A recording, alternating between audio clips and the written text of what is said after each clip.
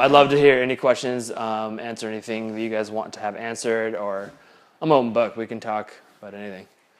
You said that you learned everything online. How long did it take you to learn it to where you were able to not only make a design for something, but like confident enough to, start marketing yourself and seeking for work? Yeah, so I when I was unemployed, I was doing only print design, and I knew that like that's right when responsive web design was like a brand new thing. Like, oh, we can like write media queries and have like websites work on our phone. And so responsive web design was a big deal. I was like, crap, everyone's going to web design. I need to do this. I didn't know jack about web design or code, but I knew how to like install WordPress. Like I could use an FTP server and like install WordPress. And that's all I knew how to do. And I just started, people like, I need a website. I was like, I'll help you out. And I would literally like, this is kind of dishonest, which I don't recommend doing, but I would like screenshot a WordPress template, bring it into Photoshop and like decoupage my own design on top of it. And they'd be like, look, here's a design, here's a website design. Do you want it? And they're like, that's great, Joel. Like, how much are you going to charge? And I'm like, $1,000. They're like, that's great. And then I did like, all right, now I got to figure out how to like make this thing a real design. So I would like literally open up stuff. I would like download a template and like look at different assets and try and scan them in Photoshop. And then like if that didn't work, I'd like try and break some code and make sure the website didn't work. I wasn't building good websites. So I guess my answer is I wasn't confident. That was more out of desperation because I didn't have a job. But even when I went to a mobile design startup, the first startup I worked for, I had never designed a mobile app. My friend got some funding and I was like, you're a good designer, you'll figure it out. And so I was like following a lot of people and I was like shooting free design conferences to meet people. And a lot of those people are my peers today, which is kind of fun. But I like was just kind of observing. And so when I got my first job building mobile apps, like the week before, I just downloaded every template I could find and just like scrummed through it and tried to figure it out. So I think you can build and learn until you feel you're ready. There's almost that like lie that you will be ready or that you will feel you're ready. Like there's no good time to have kids. Well, there's probably a bad time to have kids. But like you'll never be prepared to have kids. Like you're gonna get like hit by a car and it'd be like, holy crap, not like literally like the car being a parenthood. You'll be blindsided like, oh my gosh, what am I doing? There's no book to teach you how to, be a parent. And some things you have to dive into. So, but being honest, I would say if you want to get into digital design and you guys are killing it doing print and branding stuff, 6 months of you guys, playing around and researching, maybe take a side project with someone else to build something out.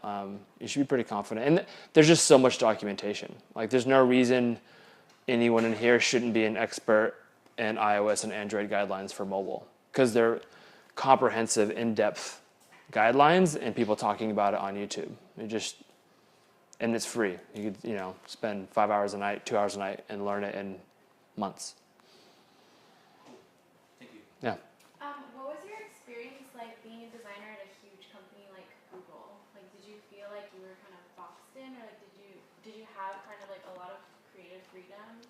Yeah, that's a good question. The first thing is you feel like you shouldn't be there. Like I felt like very grateful, but also undeserving. I was like, this is Google. I don't belong here. And you soon realize that like, oh, everyone's just an asshole trying to figure things out here. Like, yes, a lot of them are very smart, but it's just a group of people, trying to make cool things. And so it is one, like intimidating, but also it kind of levels everything out. And like, oh, everyone's pretty chill. It's a very relaxed environment.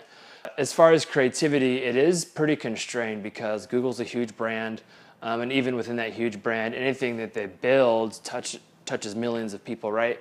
So you can't just do things on a whim. We change like every 3 months at Design Inc. because we can, or we're trying to figure out what the right thing is. So there's a lot of constraint, but I think there's a lot of maturity in understanding real business and how those things work.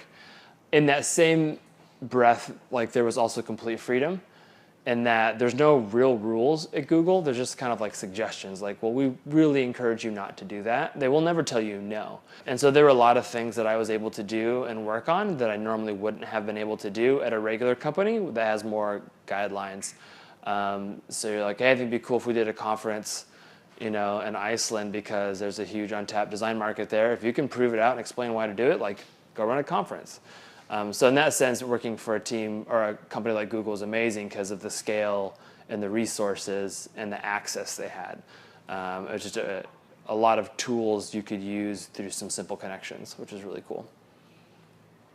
Yeah. Thank you. So going from all like the print and early stuff that you were working on and going to like Netflix and Google, what was kind of the work from like hiring perspective that they were like super interested in? Because it doesn't seem at all similar to what you did, so I just kind of want to know that transition.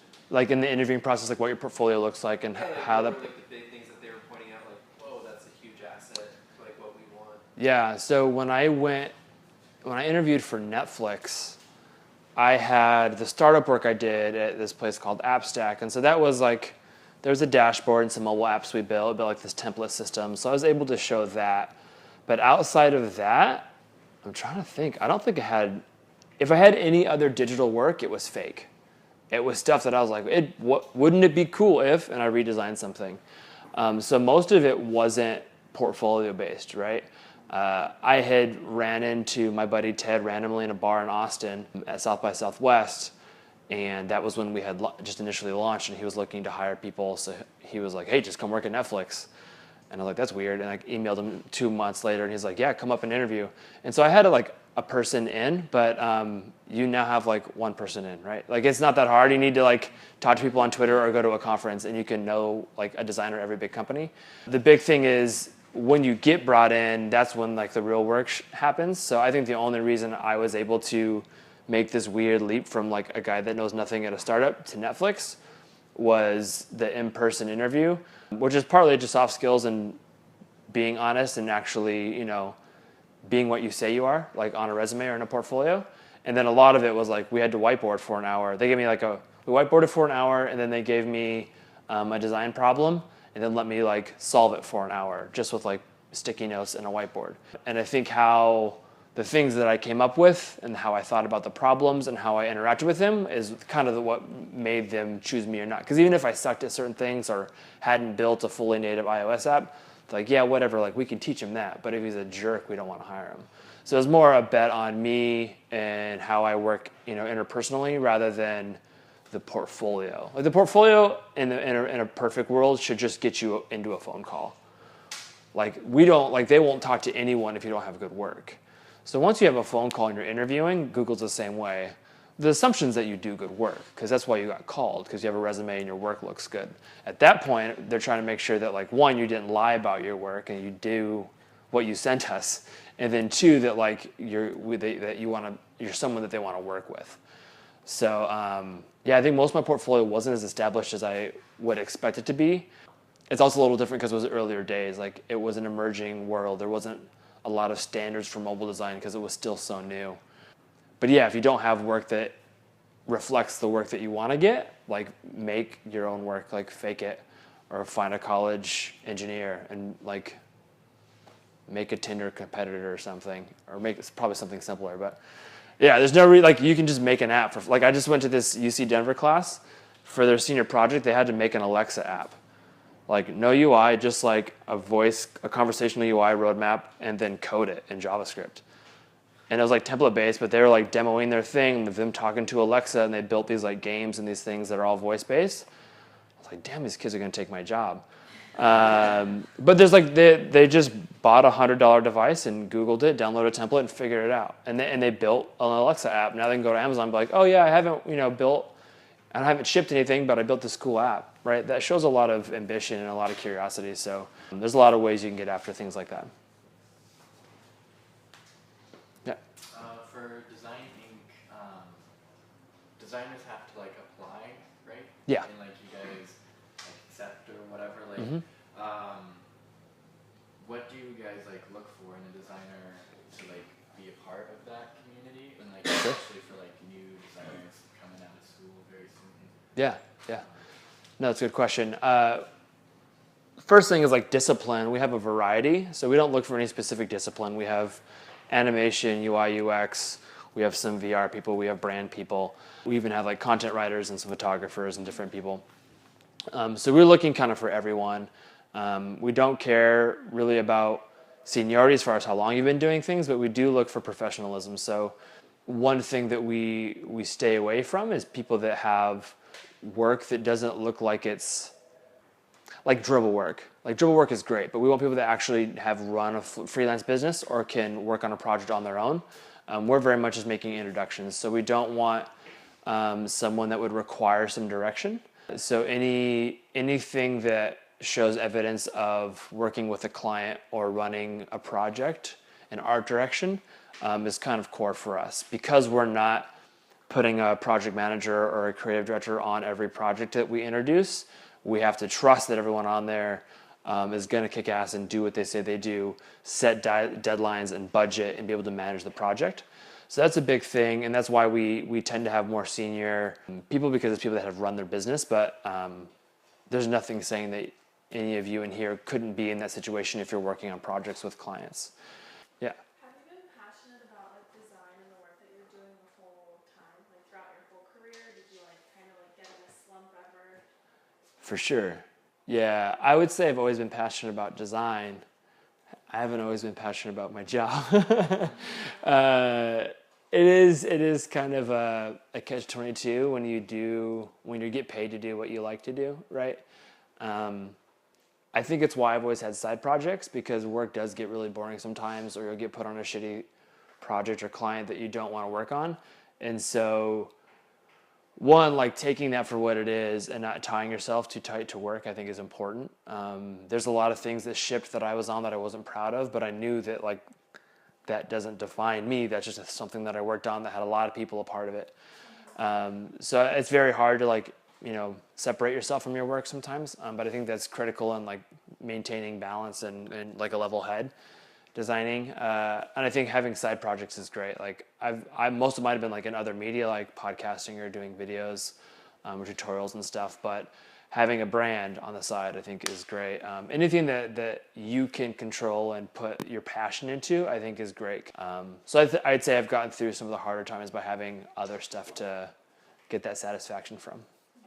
Also, I forget if you mentioned it already, but where did you say you went to school? I went to school at Cal State San Bernardino. Major in graphic design? Or? Yeah, a BA in graphic design. I took like one digital class, took a flash class. That was the only web design. Like you have to have a degree. You have to have some experience as an intern or as a freelance designer, and then you have to have some good work. If you have those, like regardless of the details, you can probably get a job. If you're really kick-ass and can really build something, you don't have to have that degree. I've seen people come into Google without a degree, but you have to have really done something remarkable. I think education is great in general. I think it shows persistence, if nothing else, that you go through and commit to something for 4 years. But yeah, I got a lot from my education just from like a design principle standpoint. Like I had a hardcore, New York-based branding guy that would like light mocks on fire and like tell you to go home if your foam board wasn't correct. It just taught me a lot about like professionalism as a designer and like really loving the craft. And so yeah, I learned a lot there. It wasn't a great school, but I feel like my education there was definitely helped me. You used to do like a lot of print and stuff like that. Now you're doing digital. Do you still do some print, or do you miss it at all? Or? Not if I don't have to. No, I just actually did some business cards the other day. I don't do a ton of print. I love print. Like I love magazines. If I was to do it again, I would do like editorial and design stuff. I do miss InDesign, like hardcore big publications. I do enjoy that work, but for me, the big switch wasn't really print or digital. It was like marketing versus product. So one of the big mind switches for me as a designer was like I spent most of my print career designing things to sell something else. Like I'm just like a facade. Whereas like when I started working on digital stuff, I was designing the thing that's actually being sold. And that was a big deal for me. I was like, oh, like this is like I'm designing the value, not trying to sell the pitch for the value.